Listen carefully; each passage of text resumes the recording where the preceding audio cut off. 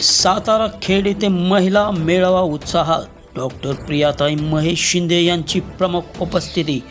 कोरेगाव नगरीच्या लोकप्रिय नगरसेविका सौ शीतल संतोष बर्गे व तोलगाव तालुका भाजपा महिला मोर्चाच्या उपाध्यक्षा सौ सुषमा राजेंद्र चव्हाण यांचे यशस्वी नियोजन, शेकडो महिलांची उपस्थिती।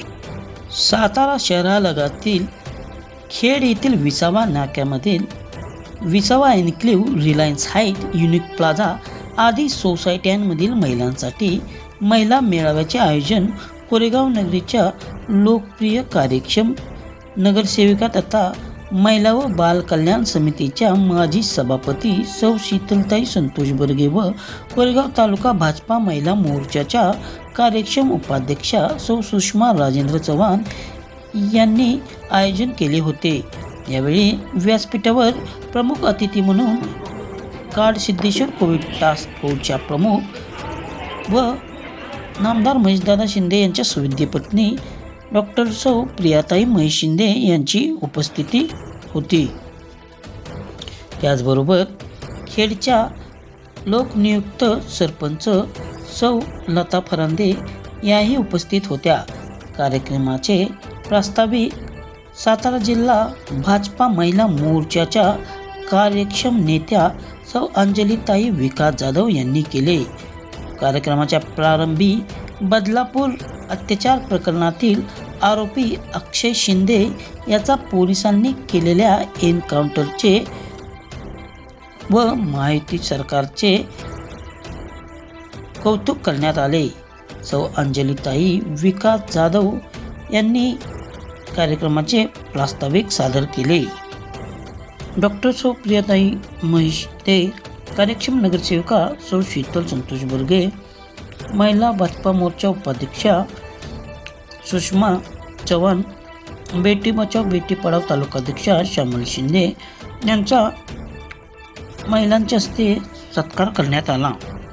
आपल्या भाषणात डॉक्टर सौ प्रियाताई महेश शिंदे यांनी केंद्र व राज्य सरकार राबवित असलेल्या विविध कल्याणकारी योजनांची माहिती दिली। त्याचबरोबर नामदार महेशदादा शिंदे यांनी कोरेगाव विधानसभा मतदारसंघाचा कशा प्रकारे कोट्यवधी रुपयांचा निधी आणून विकास केला याबद्दल सविस्तर माहिती दिली।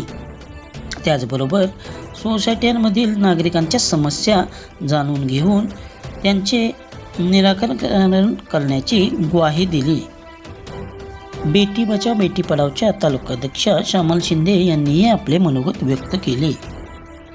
भाजपा महिला मोर्चा सातारा जिल्ह्याच्या नेत्या सौ अंजलीताई विकास जाधव यांनी अत्यंत छानपणे कार्यक्रमाचे समालोचन केले। कार्यक्रमाचे आभार नगरसेविका सौ शीतल संतोष बर्गे यांनी मानले। कार्यक्रमास प्रतिभा किरण शिंदे, रिंकू शेळके, श्यामल नितीन शिंदे, जयश्री जाधव, रोहिता कटकर, उज्ज्वला ढाणे, राजेंद्र चव्हाण, श्री ढाणे साहेब, प्रवीण काटकर, जवाहर बनसोडे आदी सोसायटीतील नागरिक शेकडोच्या संख्येने उपस्थित होते। मतदारसंघाच्या महिला मोर्चाच्या उपाध्यक्षा सौ सुषमाताई चव्हाण यांचे मी इथे स्वागत करते। त्या खरं तर आपल्याच आहे, त्यामुळे स्वागताची वेगळी काही अशी गरज नाही आहे। आता मी सौ मीना कांबळे, लवंगरे काकू, शुभांगी माने, उज्ज्वला ढाणे या सर्वांना विनंती करते की त्यांनी प्रियाताईंचे स्वागत करावं।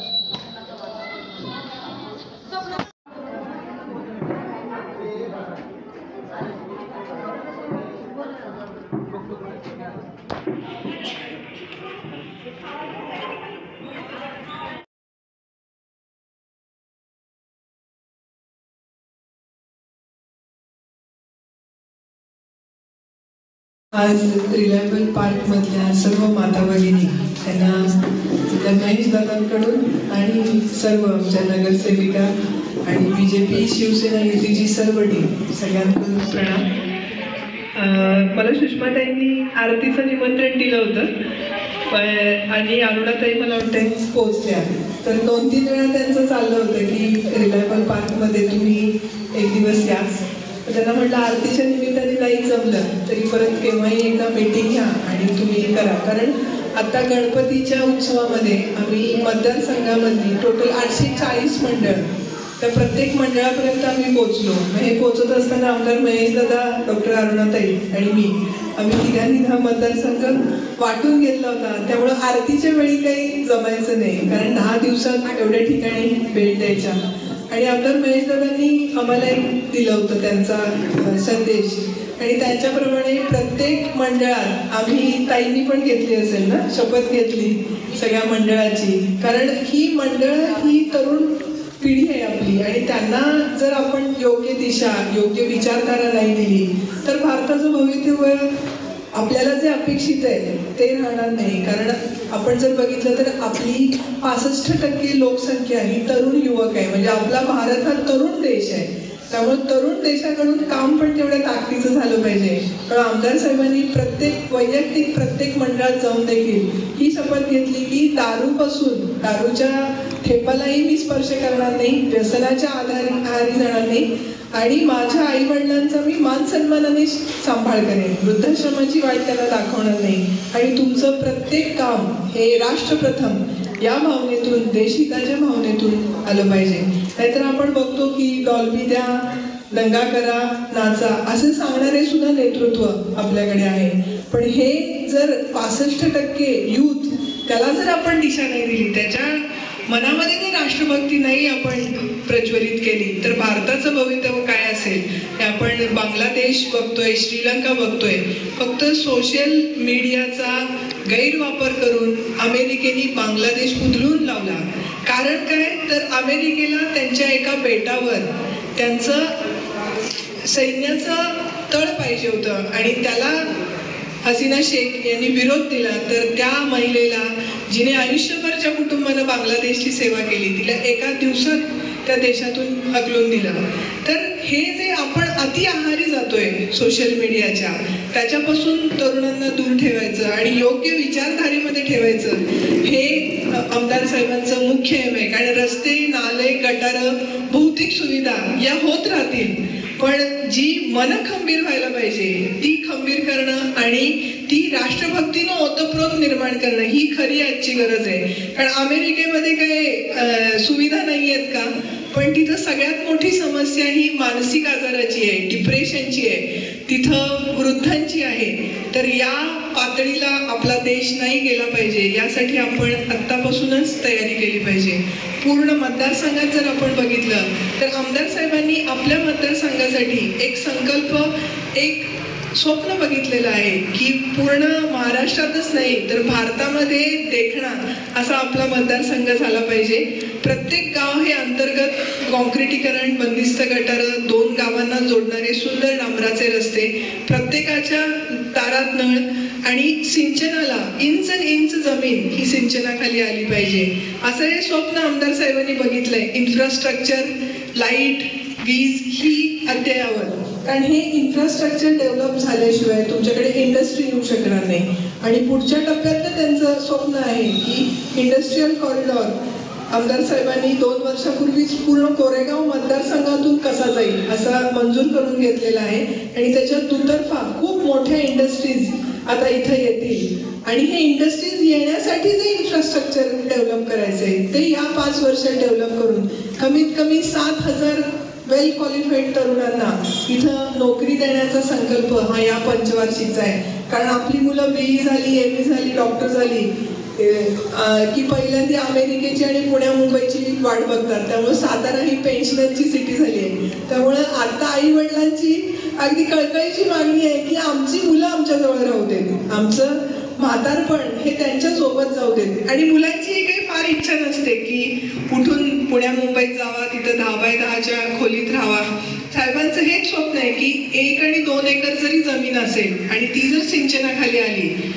आता आमचा जो दुष्काळी भाग आहे तिथं अशी परिस्थिती आहे की 2 एकर 5 एकर जमीन असते, पण पाणी नसल्यामुळं फक्त या गोष्टीसाठी लोक मुंबईला जातात आणि वाटेल ती नोकरी करून आपला उदरनिर्वाह करतात. ठीक आहे, त्यांची मनापासून इच्छा नसते, पण इंडस्ट्रीयल कॉरिडॉर आल्यानंतर आणि ह्या प्रत्येक 1 एकर 2 एकरला जरी पाणी मिळालं आणि उसासारखं तुम्ही शेत केलं, 2 एकर बागायतीवर एक कुटुंब निश्चित राहू शकतं. आणि सोबत जर तुम्हाला एखादी नोकरी असेल तर कोणीही आपला गाव सोडणार नाही. कोरोना नंतर तुम्ही बघितलं की वर्क फ्रॉम होमचं कल्चर आलंय. तुमचे वेल क्वालिफाईड मुलं जर तुमच्या गावात सुंदर असेल, कॉन्क्रीटचे रस्ते आहेत, वायफाय कनेक्शन आहे, 24 तास वीज आहे, कशाला कोण जाईल परदेशामध्ये आणि कशाला कोण जाईल मुंबई पुण्यामध्ये? तर प्रत्येक गाव हे सुख समृद्धी करायचं आणि आपली कुटुंब व्यवस्था ही तेवढीच मजबूत करायची, सुसंस्कृत करायची. या पूर्ण भावनेनी हे मतदारसंघ एक कुटुंब मानून आमदार साहेब काम करत असतात. पहिली 2.5 वर्ष जवळजवळ जागतिक संकट होतो. पूर्ण 2.5 वर्ष आपली कोरोनाच्या काळात गेली, पण कोरोनाला पण 2 हात करायची हिंमत ही आमदार साहेबांमध्ये होती. जेव्हा त्यांच्या लक्षात आलं की शासन कमी पडतंय, यंत्रणा तोकडी पडतेय, तेव्हा 4 दिवसात त्यांनी कोरोनाचं हॉस्पिटल सुरू केलं, ऑक्सिजनचे मशीन आणले आणि दुसऱ्या टप्प्यामध्ये पूर्ण जवळजवळ 4 कोविड हॉस्पिटल्स निर्माण करून जवळजवळ 28,000 रुग्णांपर्यंत आपली सुविधा दिली. कोरोना याच्या आधी पण क्वारंटाईन लोकांना मोफत अन्नधान्य, नाभिक समाजाला, रिक्षावाल्यांना ज्यांचा उदरनिर्वाहच पूर्ण थांबला होता दळणवळणात, त्यांना त्यांच्या खात्यामध्ये 1,000 रुपये मंथली देऊन याप्रमाणे एका कुटुंबाप्रमाणे त्यांनी आपल्या आशा सेविका, अंगणवाडी सेविका त्यांनाही 1,000, 2,000 त्यांच्या अकाउंटला दिले होते की ज्यांचं कामच होऊ शकत नाहीये. आणि परत आर्सेनिक अल्बम आणि बाकी गोष्टींमुळं सगळ्यात शेवटी कोरोना कोरेगाव मतदारसंघामध्ये पोहोचला होता आणि जेव्हा तो पोहोचला तोपर्यंत आपण हॉस्पिटल उभी केली होती. त्यामुळं कोरोनाच्या छाताडावर उभं राहून त्यांनी कोरोनाशी 2 हात केले की मी जोपर्यंत आहे तोपर्यंत उपचाराविना इथला एकही कोरोनाचा पेशंट हा मरणार नाही. तर ही धमक असणारे एक संकल्प असेल तर त्या संकल्पाला सिद्धीपर्यंत नेणारे असे आमदार आहेत आणि आपल्या मतदारसंघाचं उज्ज्वल भविष्य आहे. या 2.5 वर्षाच्या कालावधीमध्ये जो 3400 कोटींचा निधी हा आमदार साहेबांनी आणलेला आहे. माननीय अजितदादा पवारांनी पण हा उल्लेख केला की अजित पवारांनंतर 2 नंबरचा निधी जर महाराष्ट्रात कोणी आणला असेल तर तो महेश शिंदेंनी आणलेला आहे. त्यामुळे निधी आणि भौतिक सुविधा तुम्ही आमदार महेश शिंदे आहेत तोपर्यंत त्याची काळजीच करू नका, पण त्यासोबत आपली संस्कृती ही त्याच ताकदीनं वाढली पाहिजे हा पण त्यांचा आग्रह आहे. आणि आपल्या आता आपण सगळ्याचा जर विचार केला तर आता जे बजेट आपण बघितलं तर त्याच्यामध्ये लाडकी बहीण योजना देऊन ज्या अगदी गरजू महिला आहेत, ज्या 200 रुपये कमवल्याशिवाय त्यांचा घरचा स्वयंपाक होत नाही, ज्या रोज तेलमीठ पिकं काढतात, अशा महिलांना 1,500 रुपये हा खूप मोठा आधार आहे. आणि दुसरी गोष्ट म्हणजे 8 लाखाच्या आत ज्यांचं उत्पन्न आहे त्या सर्व मुलींचं उच्च शिक्षण मोफत केलं. आपण 2 वर्षापूर्वी बघितलं तर एसटीचा प्रवास हा 50% महिलांना मोफत केला आणि महिला प्रवास करू लागल्या त्याच्याबरोबर एसटी खातंही फायद्यात आलं. तर शेतकऱ्यांच्या बाबतीत म्हणायचं झालं तर 7.5 HP पर्यंत मोटरचं बिल आजपर्यंत माफ केलं आणि पुढील 5 वर्षासाठी देखील माफ केलं. कारण 98% शेतकरी हा 7.5 HPची मोटर वापरतो. नंतर PM किसान योजनेअंतर्गत राज्य सरकार आणि केंद्र सरकार मिळून प्रत्येक शेतकऱ्याला 12,000 रुपयांची पेन्शन मिळते. FRPचा रेट हा उसाचा 3100 वरून आता 3400 केलेला आहे. त्यामुळं हे सरकार असं आहे की सर्वसामान्यांना म्हणजे त्यांनी असं एकही क्षेत्र सोडलं नाही की ज्याचा विचार केला नाही. शेतकरी असो, महिला असो, बांधकाम मजूर असो, अनेक योजना अशा आहेत की त्या सर्वसामान्यांच्या आयुष्यामध्ये बदल करणाऱ्या आहेत. ह्याच्यापूर्वी आपण सरकार बघितलं तर योजना यायच्या आणि जायच्या, योजना कोणापर्यंत पोहोचायच्याच नाही. पण लाडकी बहीण योजना 2 महिने आधी डिक्लेअर केली आणि 2 महिन्यात रक्षाबंधनापूर्वी प्रत्येकीच्या अकाउंटला म्हणजे 3 कोटी महिलांच्या अकाउंटला पैसे आले. तर फक्त योजना डिक्लेअर करायची नाही तर शासकीय यंत्रणा राबवून ती शेवटच्या लाभार्थ्यापर्यंत पोहोचवायची ही क्षमता फक्त या सरकारची आहे. आणि त्याचं कारण असं आहे की मोदी साहेब स्वतः RSSचे कट्टर कार्यकर्ते, एक चहावाला म्हणून सुरुवातीला त्यांनी काम केलेलं आहे. मुख्यमंत्री साहेब आपले एका मेन मजुराचा मुलगा रिक्षावाला म्हणून त्यांनी काम केलेलं आहे.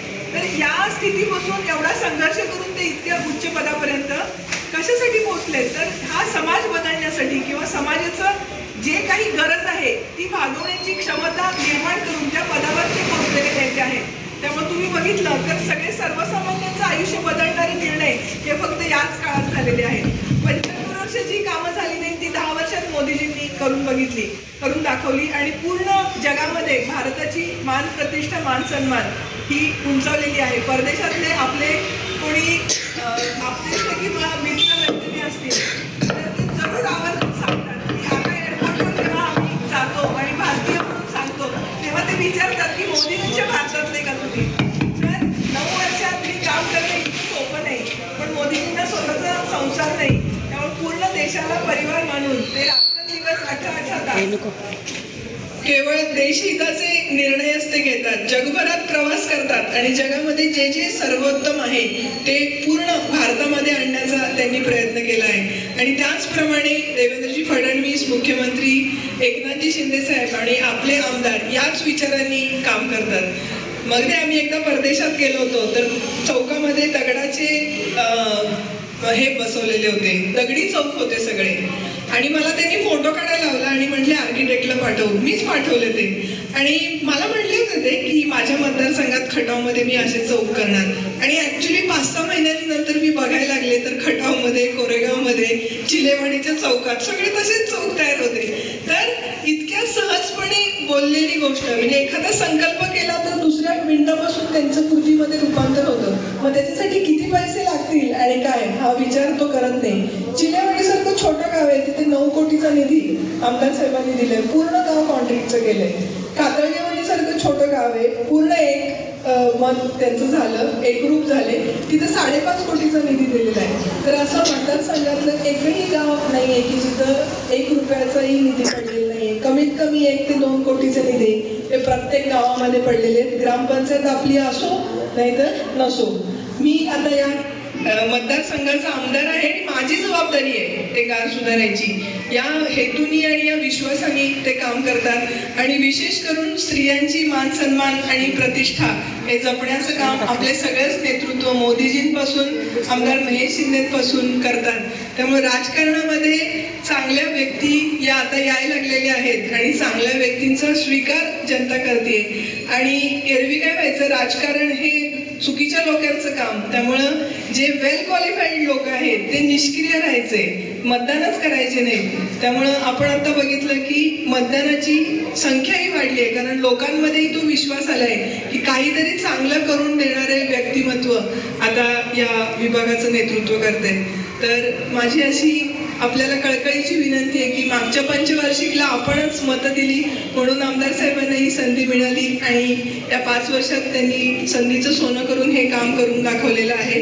तर मी पुन्हा एकदा विनंती करते की या पुढच्या पंचवार्षिकसाठी आपण पुन्हा एकदा आमदार साहेबांना संधी द्या आणि ह्याच्यापेक्षा दुप्पट वेगानं, त्याच तळमळीनं आणि त्याच तडफेनं ते काम करून दाखवतील आणि आपल्या मतदारसंघाचा चेहरा मोहरा निश्चितपणे बदलतील. खेड ही अजूनही ग्रामपंचायत आहे आणि ह्याला नगरपंचायत करायचा प्रयत्न तेव्हाही आमदार साहेबांनी केला. तर या पंचवार्षिकला निश्चितपणे खेड ही नगरपंचायत होईल आणि जसा कोरेगावला 600-650 कोटीचा निधी आणलेला आहे आणि कोरेगावचं पूर्ण स्वरूप पालटून टाकलंय, त्याप्रमाणे खेड नगरपंचायत होऊन तुमच्याही इथे भरभरून निधी आणण्याचं एक संधी तुम्ही आमदार साहेबांना द्या अशी मी विनंती करते. आणि इथं अत्यंत आपुलकीनं बोलवलं त्याबद्दल पुनश्च एकदा धन्यवाद. नमस्कार.